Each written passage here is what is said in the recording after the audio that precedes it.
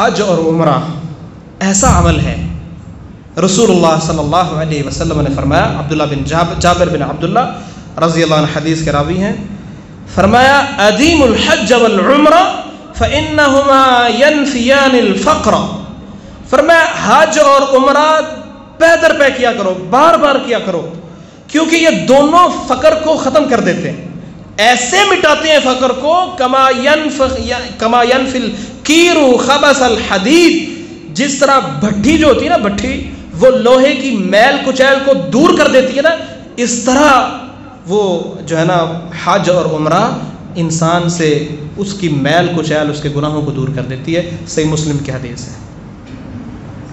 کس طرح دور کرتی ہے آپ ایک حدیث سے اندازہ لگائیں۔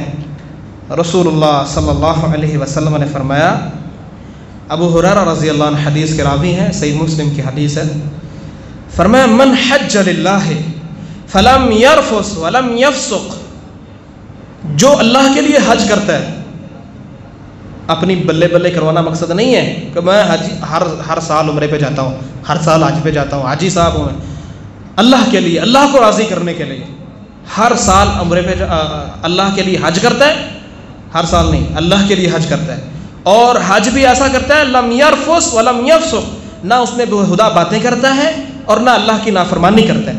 فرمایا رجع کیوم ولدتہ امہ، ایسے وہ حج سے واپس آتا ہے جیسے آج ہی اس کی ماں نے اس کو جنم دیا ہے۔ صحیح مسلم کی حدیث۔ بچہ جب پیدا ہوتا ہے اس پہ کیا گناہ ہوتا ہے؟ کوئی گناہ نہیں ہوتا، بالکل وہ گناہوں سے پاک ہوتا ہے۔ تو جو حج کرتا ہے، حج کر کے واپس آتا ہے، وہ گناہوں سے بالکل اس طرح اللہ تعالیٰ اس کو پاک کر دیتے ہیں جیسے آج ہی اس کی ماں نے اس کو جنم دیا ہے۔ حافظ محمد بن عبدالسلام بٹوی، اسلامک اسکالر۔